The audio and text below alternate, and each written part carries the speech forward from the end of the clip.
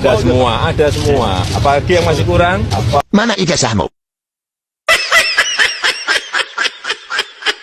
Kita harus dipaksa percaya sama puslapor gitu ya. Ilah, tinggal tunjukin ijazahnya apa susahnya sih?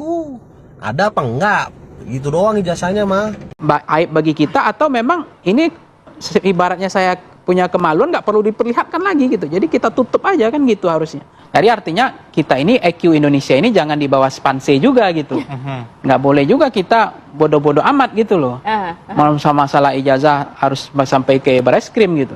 Urus pengadilan aja kan. Kalau kata pihak dari Jokowi, baik itu kuasa hukumnya ya kan, begitupun pendukungnya gitu ya, mengatakan bahwasanya Profesor Sofyan Effendi kemarin itu seperti di setir, seperti ada tekanan gitu ya, sehingga beliau sampai mengungkapkan hal-hal yang tentunya membuat pihak sebelah sana itu kebakaran jenggot guys, hingga sampai akan melaporkan dan juga membuat Pak Profesor Sofyan Effendi menarik ucapannya. Nah teman-teman semua, lalu bagaimana dengan rakyat? Apakah rakyat percaya dengan si Ono ataupun percaya dengan apa yang sudah beredar di masyarakat, pengakuan dari Pak Sofyan Effendi sendiri? Kali ini kita bisa melihat ya bagaimana Andi Azwan dibikin terdiam oleh Bung Pangi yang seringkali kita mendengarkan bahwasanya beliau mengatakan ini sebenarnya ijazah atau kelamin.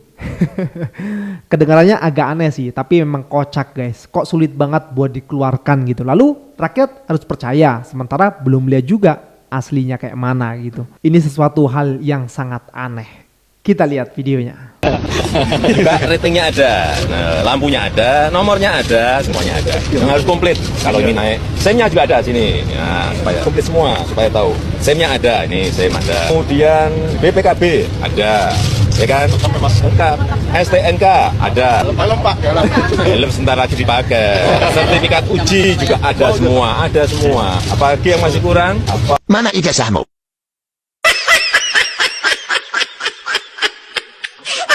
Soal analisis ijazah palsu, pengacara Jokowi lebih percaya Suplapor atau Rosuryo? Masa gue harus percaya Puslapor? Sedangkan Puslapor Polri itu yang merekayasa kasus Jessica Wongso. Terus Puslapor Polri yang merekayasa kasus kilometer 50. Terus merekayasa kasus Verdi Sambo. Terus merekayasa kasus Kanjuruan. Terus merekayasa kasus Vina Cirebon. Gua harus percaya sama Puslapor yang sukanya merekayasa. Gimana sih? Aduh, pengacaranya Jokowi, kita harus dipaksa dipaksa percaya sama Puslapor gitu ya. Ilah, tinggal tunjukin ijazahnya apa susahnya sih? Ada apa enggak? Gitu doang ijazahnya mah. Ya sudah diperlihatkan saja seperti dokumen, seperti skripsi kalau memang ada dan lain sebagainya. Mas, jadi kami itu juga mempunyai data-data pembanding. Maka dari itu untuk terangnya perkara ini dan segera selesai, ya sudah saling buka-bukaan, mari kita tunjukkan. Ya ini kan orang yang sudah hopeless. Ya ini udah hopeless dia. Kan sudah naik ke tahap penyidikan ya.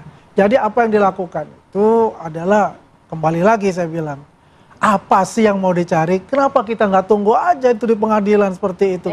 Jangan buat onar lagi, akhirnya yang terjadi adalah polarisasi di masyarakat gitu. Bahkan anak kecil sendiri bisa menghujat Pak Jokowi yang dia sama sekali tidak mengerti. Ya artinya ini masalah yang sangat besar buat kita.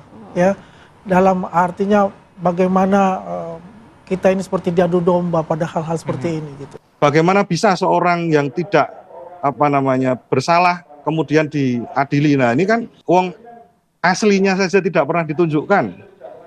Terus kemudian ada orang-orang yang dipidana dan lain sebagainya. Ini dilihat masyarakat, ini dilihat rakyat, begitu loh. Apa yang disampaikan Pak Andi tadi kan ujungnya untuk menggembosi citra Jokowi, termasuk bangunan warisan Jokowi, termasuk ujungnya katanya pemakzulan Gibran karena distrust, kemudian ujung karena dinasti politik dan seterusnya.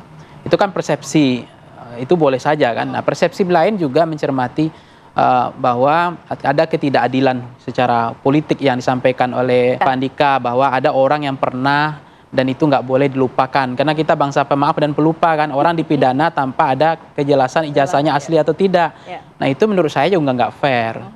Itu nggak boleh, itu zolim namanya. Termasuk yang orang ini, kalau memang nanti ini ternyata ini kan persoalan mau asli nggak ada urusan kan, mau asli arti kan beliau ini siap masuk penjara kan, itu aja risikonya. Kalau nggak asli tinggal minta maaf, buktinya presiden di dunia nggak ada yang di penjara karena ijazah palsu. Silakan di pengadilan nanti kan di PT UN itu, dan semuanya bisa diperlihatkan, ditunjukkan, dipamerkan, karena kalau itu memang bukan aib. Tapi kalau aib memang nggak bisa dipamerkan, nggak bisa ditunjukkan.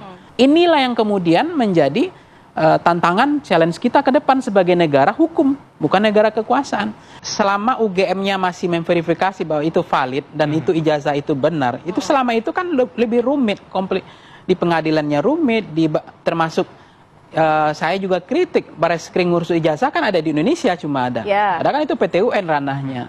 Itu kan juga memalukan sebenarnya ngurus ijazah begitu kan. Jadi artinya kita ini EQ Indonesia ini jangan di bawah spanse juga gitu. Nggak boleh juga kita bodoh-bodoh amat gitu loh. Masalah ijazah harus sampai ke Bareskrim gitu. Urus pengadilan aja kan. Nah itu tadi. Kalau memang ini tidak aib, ya kalau memang ada kemaluan nggak perlu takut. Karena itu kalau kemaluan memang nggak mau perlu diperlihatkan, itu problemnya. Nah ini kan cuma ditantang, di-challenge saja. Pamerkan, misalnya UGM bilang ditantang dipamerkan ijazah sama skripsinya. Itu kan aib, kan itu problemnya juga. Tapi kalau itu nggak aib, dipamerkan pasti. Supaya ini orang-orang yang mendapatkan keuntungan untuk populer ini nggak ada lagi. Tutup kasus ini, karena 6 bulan ini ngatur napasnya, capek ini. Semuanya aib bagi negara atau bagi bangsa, ya semuanya aib bagi kita, atau memang ini ibaratnya saya punya kemaluan nggak perlu diperlihatkan lagi gitu. Jadi kita tutup aja kan gitu harusnya. Untuk menjaga trust, integritas, termasuk negara dalam hal ini, universitas dalam ini, termasuk yang lain gitu. Ya, statement dari Bung Pangi membuat Bung Andi Azwan terdiam ya teman-teman semua. Jangan juga kita bodoh lah katanya ya. Jangan juga kita punya IQ di bawah si pense katanya. Soal ijazah ini masa sampai 6 bulan gak selesai-selesai kan. Tinggal tunjukkan saja. Berkali-kali ya kita rakyat banyaklah netizen mengatakan bahwasanya kalau memang ada ya tunjukkan saja, tentunya akan bangga juga kan lulusan UGM. Tapi nyatanya per hari ini justru malah ijazah ini seperti hal yang sangat apa ya, pokoknya ya kalau kata Bang Pangi kayak alat kelamin gitulah, malu mau menunjukkan ijazahnya. Tonton semua, ini juga ada kabar baru ya dari Prof. Egy Sujana ya, yang akhirnya ke luar negeri untuk melaporkan ke Amnesty International soal ijazah Pak Jokowi gitu ya, bersama Forum Diaspora Indonesia. Nah ini adalah salah satu ikhtiar beliau, karena beliau juga sudah berikhtiar di negaranya Indonesia dan sekarang berikhtiar lebih lanjut gitu. Ya kita doakan ya teman-teman semua, kita lihat videonya. Ada di pasal 5 bahwa advokat setara dengan polisi, jaksa, hakim. Kami ini penegak hukum. Kok kenapa kalian gak ngerti hukum? Heran saya. Kok pada takut sama Jokowi? Jokowi kayak jadi Tuhan, gak berani dilawan. Siapa yang lawan Jokowi jadi kafir gitu. Ini yang gak benar. Ini musyrik. Gak boleh dalam Islam itu. Gak boleh ada yang ditakuti, dicintai, digandrungi, kecuali Allah Subhanahu wa Ta'ala. Itu tauhid. Kalian kok lebih takut tunduk patuh kepada Jokowi, heran saya. Sudahlah, saya difitnah sana sini tapi saya buktikan. Dalam negeri saya ada ikhtiar maksimal 3 kali loh ke pengadilan. Pengadilan Jakarta Pusat sekali tahun 2022. Kemudian tahun 2023 pengadilan di negeri Solo, Surakarta. Tahun 2024 di pengadilan negeri Jakarta lagi. Baru ketemu si Otto itu. Dan Otto telah memberi keterangan palsu di pengadilan. Otto mengatakan ada ijazah aslinya. Tapi hingga hari ini termasuk gelar perkara di Bareskrim, nothing. Tidak ada yang bisa menunjukkan ijazah asli Jokowi. Tapi kenapa dibilang asli? Masya Allah. Saya tidak bermaksud mendegradasi kepolisian. Saya cinta dengan polisi. Dari dulu saya baik sama dia. Terutama zamannya Pak Nugroho Jayusman waktu Kapolda, saya udah mulai berinteraksi udah lama itu. bersahabat, bahkan bikin indemo bersama Bang Hariman. Jadi saya sedih kepolisian kok bisa ditunggangi oleh si Jokowi gitu loh. Heran saya.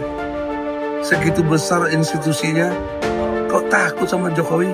Jadi dengan hormat, tolonglah yang lihat video ini jangan dilihat sini kebencian. Kebencian apa sih? Ya, saya ini advokat. Saya juga concern terhadap dakwah. Saya ingin tegakkan ajaran Islam yang benar. Saya ingin orang Indonesia tidak musyrik, tidak takut kepada siapapun kecuali Allah. Apa yang terjadi dengan Prof. Sofyan Effendi menurut Prof sendiri? Enggak, kalau bagi saya apa yang dia bicara sudah benar. Tapi kalau justru dia cabut itu membenarkan apa yang dia bicara, Pak. Karena mungkin kalau sudah benar, dia juga sudah ketakutan sendiri atau mungkin diintimidasi atau saya tidak tahu. Tapi karena dia sudah tua, Pak. Jadi tidak mau berurusan dengan hukum, ya kan? Jadi makanya dia Terganggu. terganggu. Contoh aja, Kasmujo aja juga Risma mau ketemu aja, tidak tahu, tidak mau ketemu kan? Berarti kan saya makin tua, dia sudah tahu bahwa dia tidak mau berurusan dengan itu. Jadi tapi apa yang dia bicarakan sudah terlanjur benar. Walaupun ada bilang cabut, tapi saya ulangi lagi bahwa dia cabut hanya wawancara. Tapi pernyataan dulu dia di koran yang mendukung saya, sehingga saya berani bilang itu adalah tetap benar, Pak. Artinya Prof mengatakan bahwa seorang profesor yang Sofyan Effendi itu ada dalam perahu yang sama, tetapi dia hanya terusik dengan kebisingan-kebisingan sehingga dia harus cabut. Salah satu saja dari mungkin ribuan pemberitaan tentang dia. Jadi saya juga senang di situ kan dia bilang dia sudah hubungi banyak profesor kan. Saya sudah senang kan, ternyata bukan dia sendiri. Nah sekarang dia sudah cabut itu saya tidak tahu apa, tapi bagi saya jujurlah apa yang dibicarakan sudah benar itu Pak. Karena kebenaran tidak bisa walaupun dicabut tidak bisa dicabut dengan enak semua karena sudah tersebar kan. Jadi bagi saya adalah apa yang dulu saya ini dialah senior mendukung saya Pak. Sebagai kolega apa yang